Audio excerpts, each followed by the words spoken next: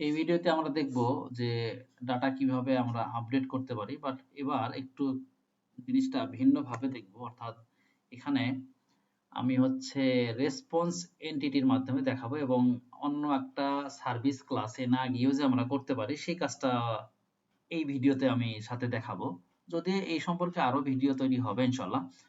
তো তারপরেও চাচ্ছি যে সার্ভিস ক্লাসে আমরা না গিয়েও কিন্তু এখান থেকে সরাসরি আমাদের রিপোজিটরির যে ইন্টারফেসটা আছে সেটাকে কল করে কিন্তু করতে পারি এবং সেটা আমি এই ভিডিওতেই দেখাতে চাচ্ছি।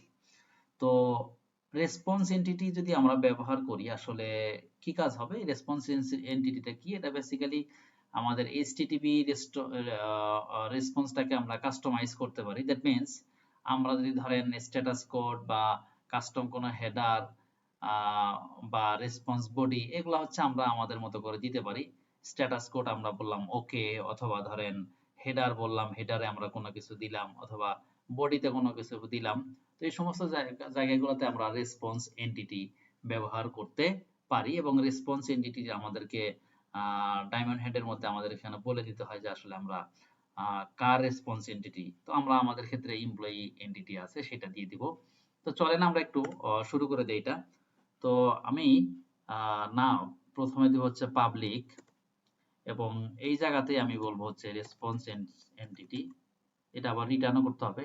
আচ্ছা যাই হোক, রেসপন্স এন্টিটি এই টি মানে হচ্ছে আমাদের টাইপটা আমরা এখানে বলবো যে কোন এন্টিটি টাইপে। তো আমরা এখানে এমপ্লয়ি ক্লাসটা এন্টিটি আছে আমাদের এমপ্লয়ি এন্টিটি। তো আমি এটার নাম মেথডের নাম যে কোনো কিছু আমি দিতে পারি, গেট বা আপডেট। আমি এখানে বললাম update employee by update employee by ID. ID দিয়ে আমরা এমপ্লয়িটাকে আপডেট করতেছি সেটাই বলতে চাচ্ছি। মেথডের মাধ্যমে আমরা আসলে এটাই প্রকাশ করতে যাচ্ছি। তো যাই হোক, তো এখন এই মেথডের আমরা শুরু শেষ দিলাম এবং এখানে গিয়ে আমরা যেটা দিব সেটা হচ্ছে @path ভেরিয়েবল এবং আমরা এখানে এইভাবে দিতে পারি। এখন যেভাবে দিচ্ছি এইভাবে দেওয়া যায়, আমি সেই জন্যই দিচ্ছি। তারপরে হচ্ছে আমরা এখানে বলবো রিকোয়েস্ট বডি। আমাদের কি হয়, আপডেটে কিন্তু দুইটা কাজ হয়। একটা টাইম হচ্ছে যে আমি ডাটাটা আপডেট করতেছি, অর্থাৎ ইনসার্ট করতেছি, সাথে সাথে কিন্তু সেই আপডেটটা আবার আমরা দেখতে পাচ্ছি, তাই না? তো এক্ষেত্রে আমরা এখানে বলবো যে রিকোয়েস্ট বডি তারপরে এমপ্লয়ি ক্লাসের অবজেক্ট এখানে থেকে, তো এখানে থেকে আমরা এখন আমাদের এই ব্র্যাকেটের মধ্যে এখানে আমরা এখন প্রথমত এইবার আমরা যে কাজটা করব সেটা হচ্ছে, আমি আগে অবজেক্টটা পরে তৈরি করতেছি। এবার আমরা আমাদের সার্ভিস ক্লাসে না গিয়ে সার্ভিস ক্লাসে আমরা যাব না। তো সার্ভিস ক্লাসে না গিয়ে আমরা সরাসরি এই রিপো ইন্টারফেসের মাধ্যমে আমরা কাজটা করব।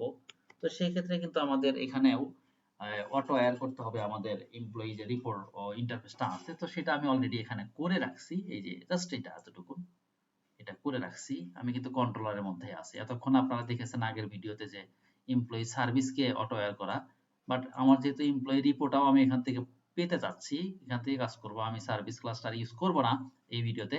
তো সেক্ষেত্রে এটাও আমার এখানে অটো অ্যাড করে নিতে হবে।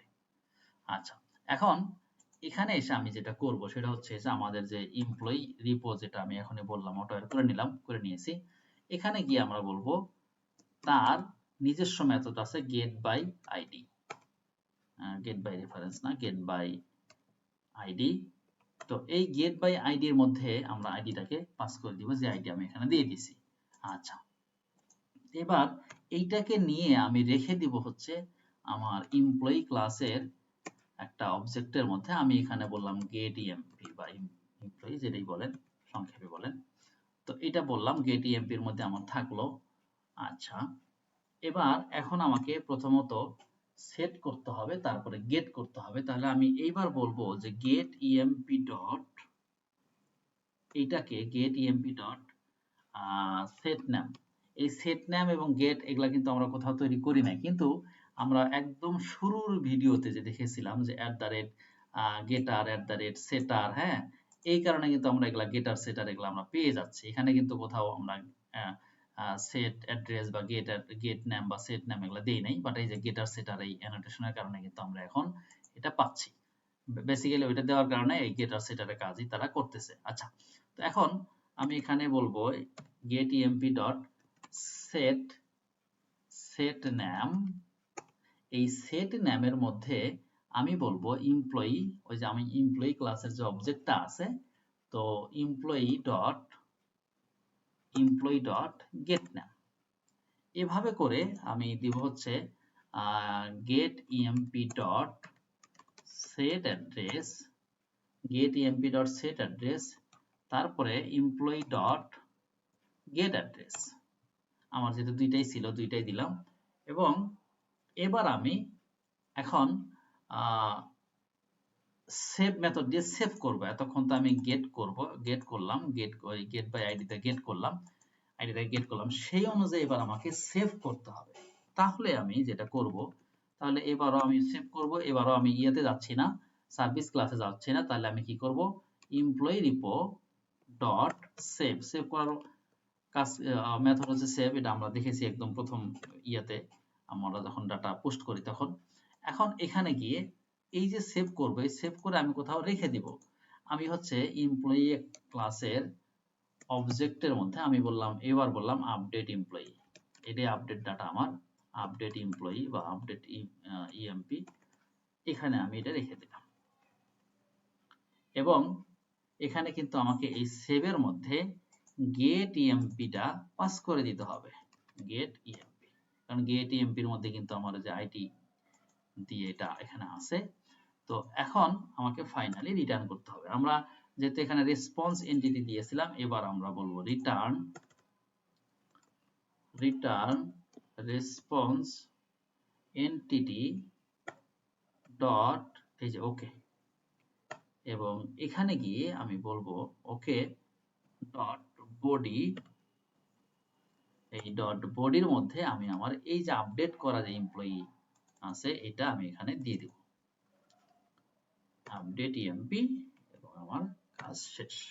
তাহলে কি করলাম আমরা, রেসপন্স, এখানে একটা জিনিস কিন্তু আমি ভুল করে রাখছি, সেটা হচ্ছে আমাকে কিন্তু পুট ম্যাপিং দিতে হবে, @পুট ম্যাপিং, এবং পুট ম্যাপিং এর মধ্যে আমাকে কিন্তু ওই ফরওয়ার্ড ইয়াটা আমাকে কি জানি বলে, আমাকে হচ্ছে ইউআরএলটা কিন্তু আমাকে এখানে দিতে হবে। হ্যাঁ, ইউআরএলটা কিন্তু এখানে দিতে হবে। আমি এখানে পুট ম্যাপিং এর মধ্যে আমি বলে দিচ্ছি, সরি, এখানে আমাদের ওই যে শো, এটা দিয়ে দিব, একই নাম রাখতে যাচ্ছি, তো এখানে এটা দিয়ে দিচ্ছি। তাহলে আমরা কি করলাম, পুট ম্যাপিং দিলাম, ঠিক আছে। তারপরে রেসপন্স এন্টিটি আমাদের এমপ্লয়ি ক্লাস টাইপের, তারপর হচ্ছে আমরা একটা মেথডের নাম দিলাম পাথ ভেরিয়েবল, দেন পাথ ভেরিয়েবলের পরে আমার আইডির ডেটা টাইপ এবং রিকোয়েস্ট বডি, কারণ আমার এটা বডিতে রিকোয়েস্ট করবে, দেন রিকোয়েস্ট বডি এমপ্লয়ি ক্লাসের অবজেক্ট, তারপরে হচ্ছে আমি এমপ্লয়ি ক্লাসের এখানে একটা অবজেক্ট রেফারেন্সের মধ্যে employee repo dot get by ID দিয়ে এখানে রেখে দিলাম। তারপরে আমি আগে নাম এবং অ্যাড্রেসে সেট করে এখান থেকে আমি এটাকে গেট নাম গেট অ্যাড্রেস করে রাখলাম। দেন আমি হচ্ছে এবার ডাটাটাকে সেভ করব, তাহলে রিপোজিটরি ডট সেট, এবং এর মধ্যে দিচ্ছি গেট এমপি, এবং সেটা একটা এমপ্লয়ি ক্লাসের রেসপন্সের মধ্যে অবজেক্টের রেফারেন্সের মধ্যে রেখে দিলাম, রেসপন্স এন্টিটি ডট ওকে। এখানে আপনি আরো পাবেন ডট, যখন দিবেন রেসপন্স এন্টিটি দেখবেন যে আরো এখানে আরো মেথড আপনি পাবেন। তো এবার সবকিছু ঠিকঠাক থাকলে আমরা এবার একটু স্টপ এন্ড রিরানটা দিয়ে দিই, স্টপ এন্ড রিরান।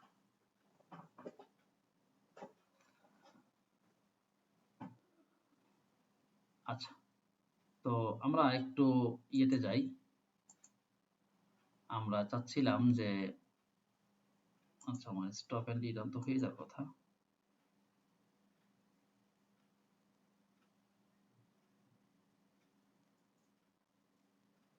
ওকে,